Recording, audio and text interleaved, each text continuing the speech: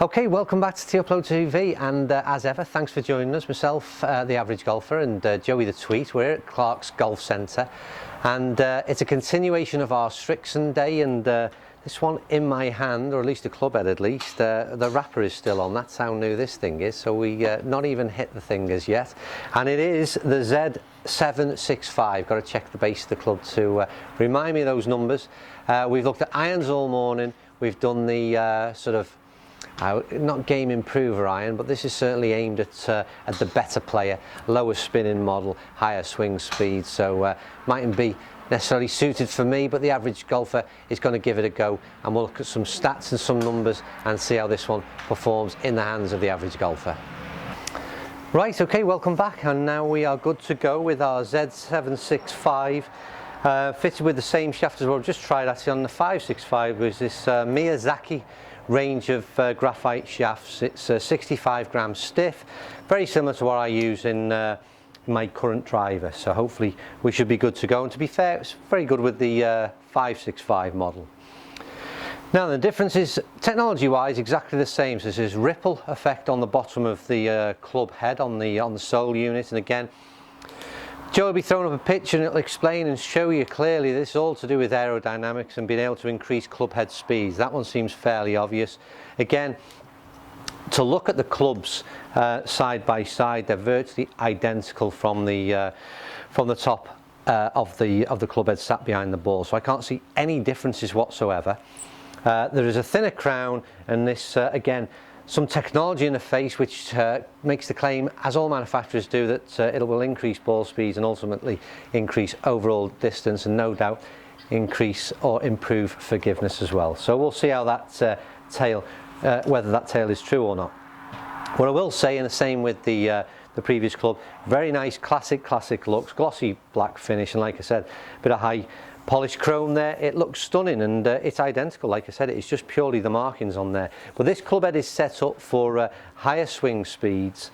So again, whether it's suited to me, we will find out. Maybe someone with a slightly quicker swing speed than mine. Mine comes out at sort of averaging around the sort of 95, 96 mile an hour. That's the kind of swing speed that I average. So let's see where this fits in for me. The great range from Srixon, I have to say. This is 12th of September, so literally brand spanking new in terms of the release date. Oh Joe, that is an absolute bomb to start with. Yeah, that is a bomb, and it's bullet straight, so they're as good as I hit, so it'd be interesting to see what that does in terms of numbers. So 227 carry, 275 overall distance. Put that in perspective, I average with the 565 around the 260 mark, which again is my type of driving distances. And to be fair, that's not the norm for me. That was out the screws, it was as good as I can hit. So at 275, that's my best I would think that I will do. So let's see if we can repeat something similar. Oh Joe, that's not bad either. Bit down the left that one, is it? But again, a long time in the air. There's a slightly and again, fit two balls with this. We literally took the wrapper off just before, with 3 shots off air. I showed you we took the wrapper off and was sort of straight into this. Notable thing first of all is the sound is it's a bit of, to me, it's slightly toned down from the 565, and something that I personally prefer. It's got a great feel. So 217, 264.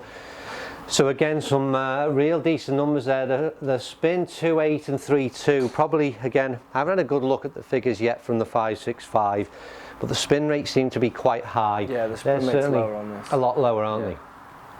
Okay, right. So that's 2 in. Let's see if we can keep this going for a change.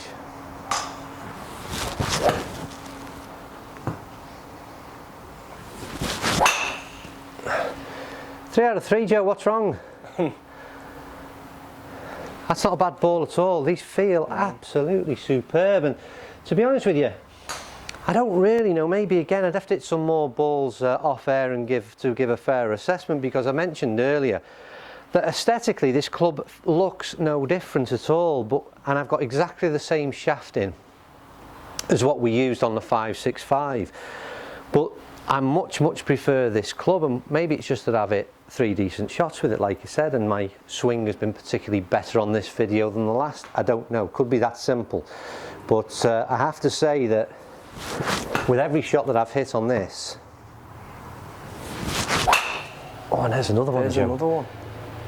I'm giving these a good old knock at the minute, mate. Again, slightly down the right, more of a draw shape, and hopefully stays in on screen on flight scope. We're using flight scope at Clark's Golf Centre here this morning to measure this data. The biggest one. That's the biggest one, and again, probably that sort of draw shape was aided that little bit of extra carry. Spin right down at 2-1, which again would have been down to the draw shape of the shot and more of a top spin. But at 276, they're as long as what I've recorded in terms of on video. I think we had Summit up to 280 last year, and I can't remember what that was, but these are, to be fair, consistent strikes. We'll finish off one more, let's not ruin things, and oh, certainly not. Wow, that is big, Joe, that, isn't it? Yeah, it might be the biggest one, carry wise. Yeah. A smile on my face, or half of one at least. I mean, yeah, I have to keep a bit ignorant, keep looking over there, but 236 carry, 279. And I think more importantly, I mean, distance is greatly important, don't get me wrong. If you're hitting driver, we all want to see it fly out there as far as we can. It's a very exciting club to use. But for me, it's all about stability and being straight off the tee.